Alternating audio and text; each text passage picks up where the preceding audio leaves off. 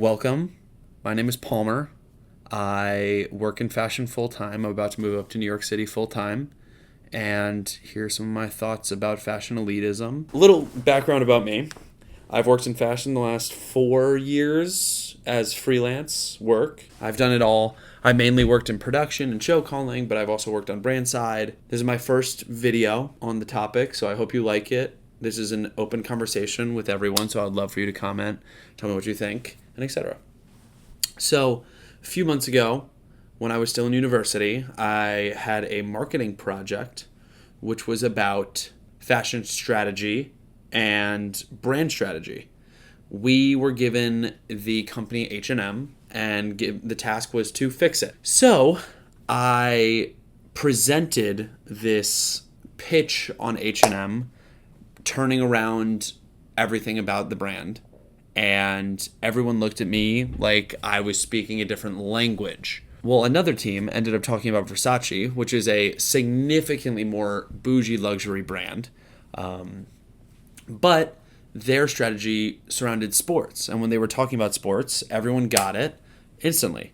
And it was all the same depth and the same level of conversation, but just with a totally different reaction. So that made me wonder, why does fashion feel elitist? Why is it elitist if it is? And so I've been thinking about that for a little bit now. And I have some work that I've done recently that has brought it out of me as well. So some personal experience from me that I'm kind of basing this entire episode off of is my work with the most recent Gucci core collection from Demna. I think it was a pretty good collection through and through. This isn't necessarily my thoughts on the collection as whole, but I'm using it more as a microcosm to show the point I'm trying to get across here. So with Demna's Gucci, and in specifically Gucci core, that he presented in Times Square, which I was ever so lucky to work in show calling with, the thing about it is that Demna is a wonderful marketer. He knows exactly how to get his brand, whatever brand he's working at, whether that be Vetements, whether that be Balenciaga, whether that be Gucci, or any of his other ventures, whether that be Gap with Yeezy, and etc. He does wonderfully to find the right sort of person and the right feel for his collections for it to eventually, if not right away, take over the market, right? And I feel like that is something we're going to see very soon with Gucci Core. I think that there was a lot of backlash around it when it first came out. I personally really liked the collection. Is it because I was there in person and got to see all the fabrics and feel all of the collection before it walked? Absolutely. Some of the leather pieces were ridiculously nice. The whole Tom Brady outfit, when he walked, I was talking to him. I mean, he walks like the Terminator, but it was a fantastic look, and the leather was absolutely gorgeous.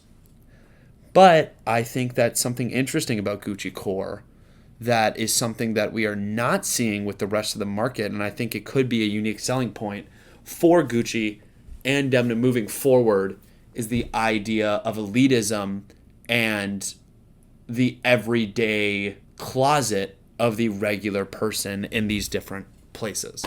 So I think that him staging it in New York and setting it as the New Yorker's closet is a very interesting idea. It's clothes that you can wear that are not elitist. I personally think they still are. Certain, and especially certain looks, especially with very monogram heavy looks and the 3-stripe look, like very, very elitist if you know.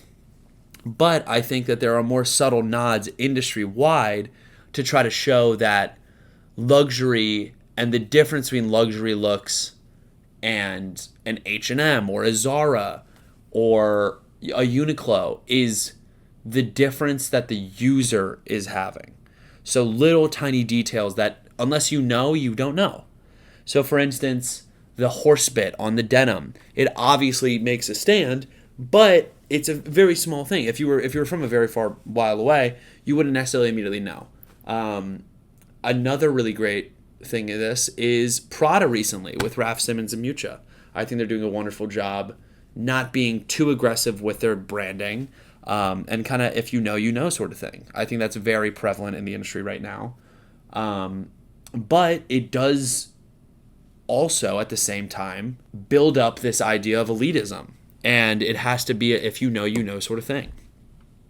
I think that the reason why that fashion is so uniquely elitist, other than, obviously the normal of people just kind of being elitist for elitist sake and not wanting to feel better than people and this, that, and the third, is there is a invisible barrier between the normal Joe, shout out Dodgeball, and the fashion MF on TikTok or Instagram or this and the third. And I think that barrier is the knowledge of it all. And I think that the knowledge of the industry and of these certain things is a massive, massive barrier that brands are now doing a better job of showing, but for the longest time did not want anyone to see. The amount of shows that I've signed NDA for that I cannot post or show any backstage footage of is almost every single one that I've worked on. I think that that's very interesting, and certain companies like a Maison Margiela are doing the exact opposite. And I think that other certain companies like a Gucci are starting to do what I like to call a social media take of openness. What I mean by that is on the surface, everything that they're doing is very open to the public. It's very backstage. But from an actual backstage point of view, it's not at all. In specific, when they showed all of the looks for the Gucci core collection that I worked on, all of the shootings and first look shootings were all in front of this green screen. And so it immediately kind of gives you this idea of this is backstage. This is something that you shouldn't be seeing, but you're seeing. Do you know what I mean? Like, it's a little bit more gritty. It's a little bit more industrial. It's a little bit more production focused. And the difference is that is manufactured by Gucci. They're putting that on purpose. They're not actually showing you the genuine backstage of the models in lineup and what they're saying and what they're talking about during the whole process of hair and makeup and this long, arduous pre-production show that I've worked on almost every single show I've done. There's a lot of what you don't see, but they are showing you just enough to give you this idea of we're showing you how this is made and what this is, how this is done, and etc. But in reality, they aren't. A brand that is doing a lot better with that, and there are a lot of really, really good examples of this actually, is, surprisingly enough, Maison Margiela. I know, so surprising. The house that defined off of deconstructing garments and showing you imperfections as the point of the entire garment, hence the 4 stitches in the back, and hence the Bianchetti techniques and all of these different runway collections, like the plastic and etc., like all these unfinished garments on purpose, which, whether you like or hate, you have to understand that that is a generational defining strategy that Martin ended up taking with Coffee Break. But the thing about Maison Margiela and how they're different from, let's say, a Gucci or old Balenciaga or even new Balenciaga is that they drop the whole folders and the archive collection. You can go right now and look at the internal documents that Martin Margiela himself worked on and helped in the lead up to some of his runway collections with the tabbies and with a lot of these beautiful garments that he's known for the rest of time. There's a lot of things that he has shown and the house has shown that no other house is willing to show. Now, I think a few other houses are doing a really great job of this as well. Jonathan Anderson is doing a pretty good job of it. Obviously, it's a lot more limited, and with Loic, who is just a titan of the industry. I love his work. I've seen him a few times at some of the shows. He is excellent at what he does. Same with Laius. And I've even been to some of the watch parties, and they're great. They're fantastic. I went from working a show straight to one of the watch parties, and it was a wonderful experience. Another good show is, honestly, Pierpaolo's Balenciaga right now with the Keep Rolling account. I think it's very interesting. I think that it is what Demna is doing at Gucci, but the other side of the coin.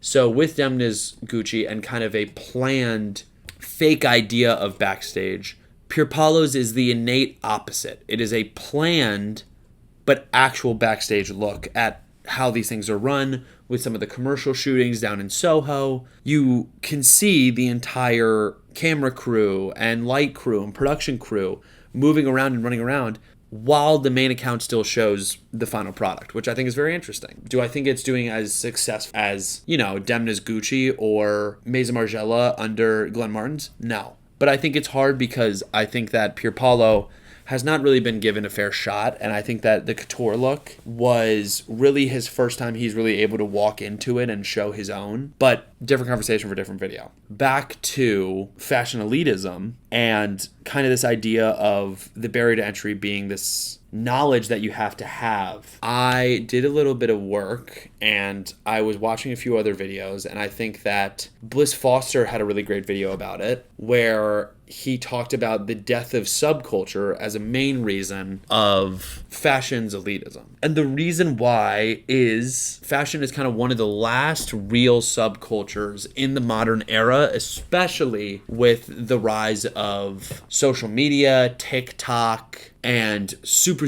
fast fashion houses. I think that a true couturier experience is one of the true subcultures left. And I think that you can see this, like Ryan Finn has been making great videos. I love her to death. But she talks about this idea of phone clothes and the death of these phone clothes, with Balenciaga having these massive proportions under Demna to a much more refined and silhouetted packet that, let's say, the new Prada has. I think that the thing about subculture, and you can please go and watch that Bliss Foster video, I'll link it. But the main thing is that the early subcultures of the 90s, the 80s, then etc., you had to give up something. You had to give something to get into those subcultures. Whether that's your time, your effort, your personality, your identity. You had to sacrifice something to belong. With those punk movements like the Sex Pistols and etc., you really had to sneak out and go to those shows against your parents' will and dress a certain way. Get those grime jeans on. Put them on. Let's go. Go to the sex store. Let's go. You had to risk something to be brought in. Now with the internet, everything is made instant. There's no risk. There's no buy-in. This is what this whole LARPing idea has become. Is you're faking it so that you can get the algorithm to pick up and then you can find your way. I think that a lot of models and a lot of certain people are like this right now. They don't necessarily have a full care for the craft, but they fake it till they make it and now they're in. But I think that fashion is one of those last real spaces. And what I mean by that is fashion still has something in it that most industries don't. You really do have to be there. You have to sacrifice something. Whether it's monetary, which is a massive different discussion, and I'm planning to make another video of that. Whether that's monetary, whether that's where you are, whether that's what you can talk about, whether that's how you're perceived. You need to sacrifice something to be able to become into fashion. Truly, if you care about the craft. If you're just talking about Pinterest boards, that's a different thing. If you're talking about Instagram Explore page, different thing. But if you're truly looking at seasonal collection after seasonal collection, and you're doing these things, you need to give up a certain part of you. For me, everyone calls me a very feminine man.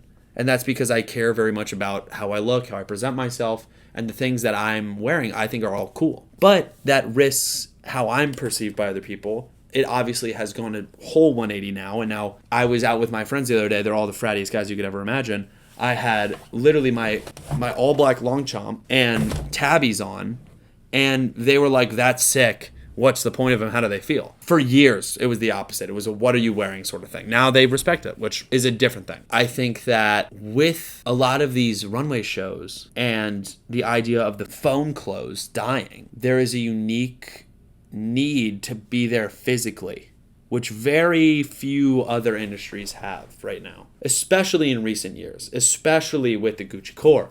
Especially with the Prada, especially with Bottega Veneta. Oh my goodness. There's so many great, like the recent Schiaparelli, like all of these different shows. I think there is so much things that you have to be there to be able to fully see and understand that you cannot understand otherwise. And it's beautiful. But I think that that is the real reason that fashion is so elitist. If you're looking at true fashion, you're not looking at TikTok fashion, you're not looking at nonsense. But I think it's because it's so innately about your personality and about your show of yourself, I think that it innately takes into that. Peace. Peace in the streets.